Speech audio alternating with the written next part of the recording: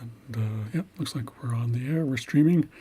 Youts, Ab Killersunugwa, Ekiakalans, Sakiapans, or Ekiakalas, Sakiapans. Hello, I'm called Ab. Happy Friday, and welcome to the islak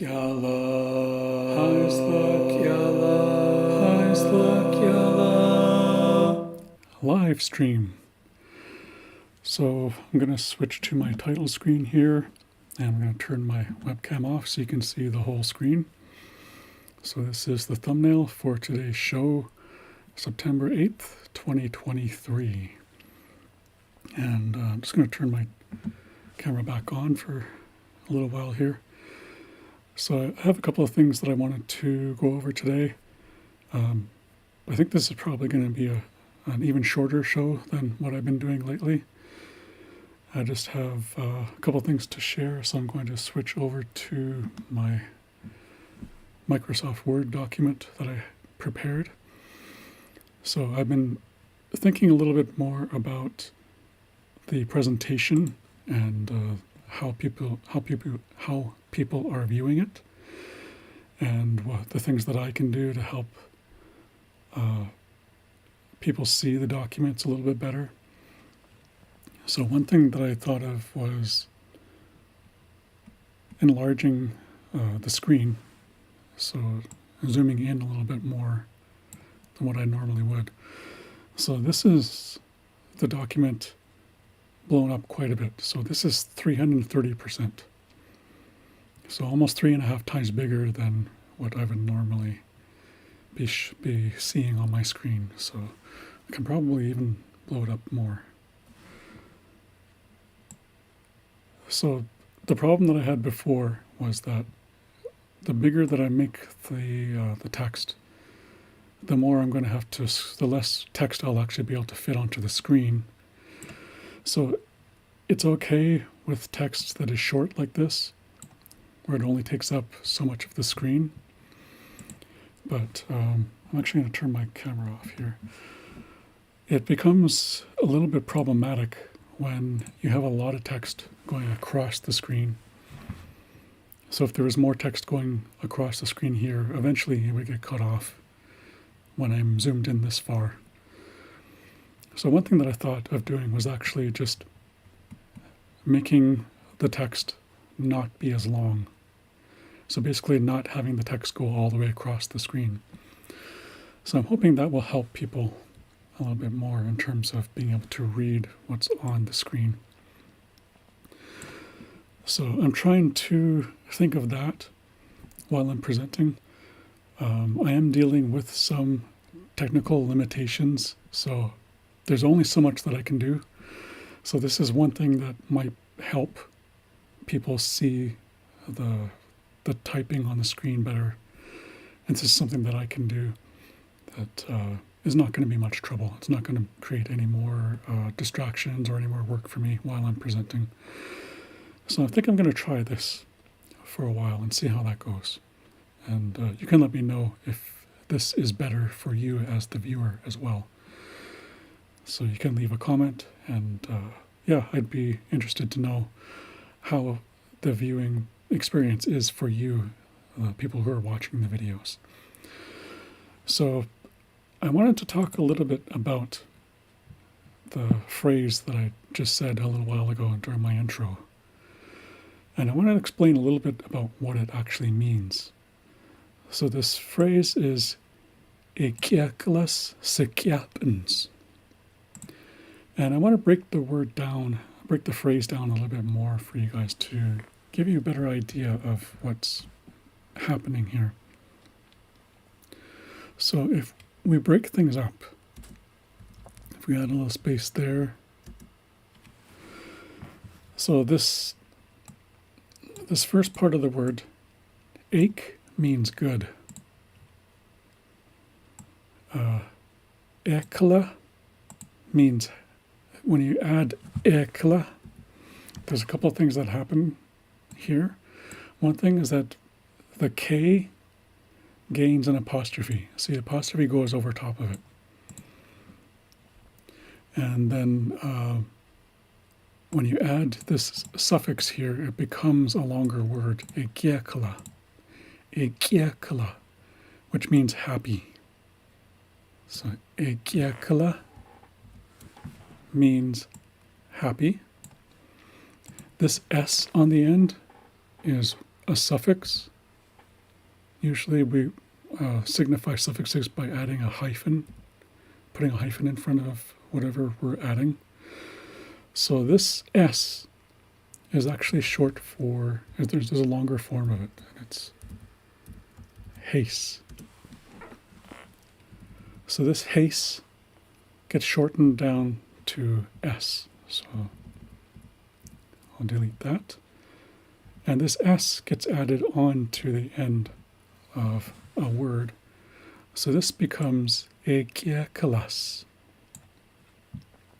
So this S, or hace, connects egiekala,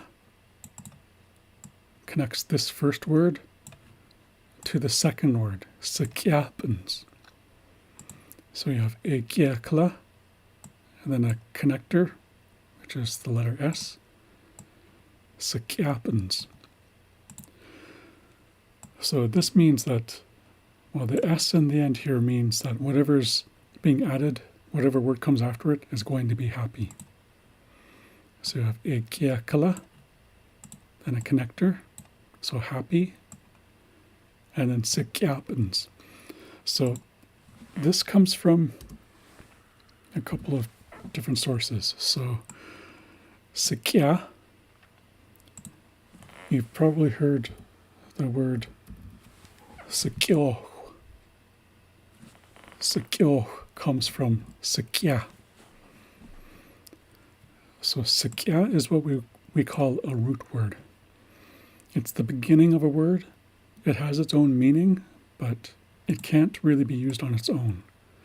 It has to have something added to it. So in the case of the number 5, we're adding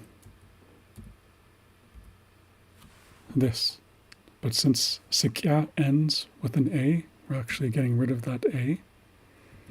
We're adding the suffix to the root word, and then you get sekyo. But in this case, sekia is a root word. We have to add something to it, and that's what this here is. This is a suffix, and it's puns. Puns is essentially like a counter.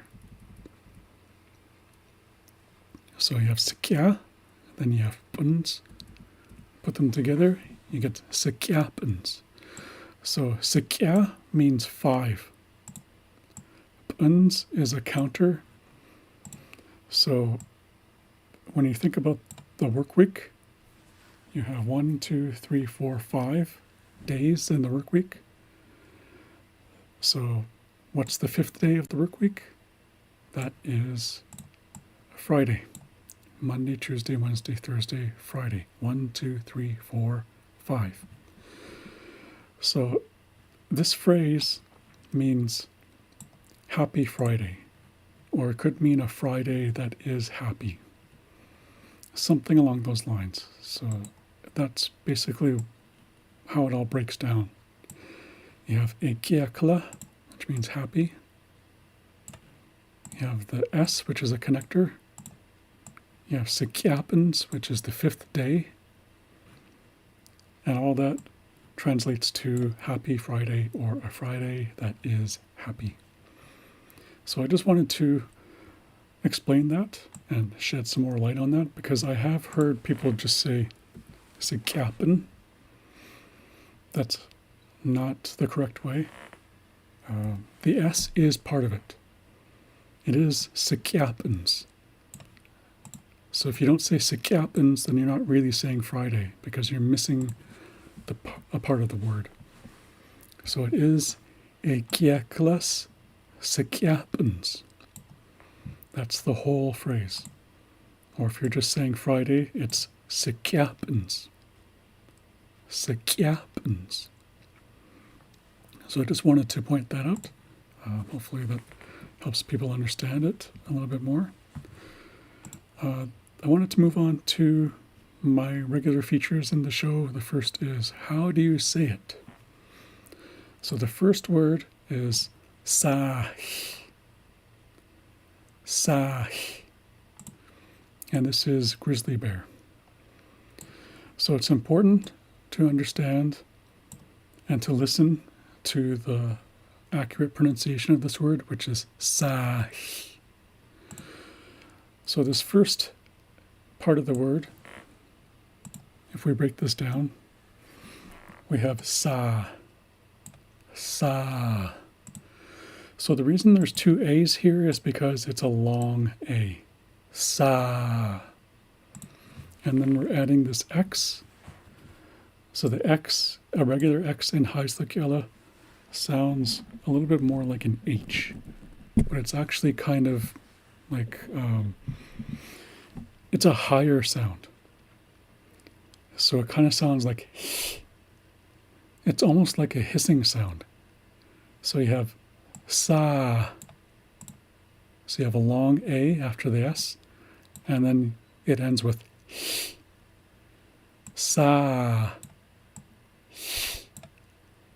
sa, sa, sa. So that is the most accurate spelling and the most accurate pronunciation for grizzly bear in islak. And that brings us to our second word, which is tehwa. Tehwa. So we have te, that's the first part of the word, and then we have hwa. So we have that X again, but this time it has a small raised W after it.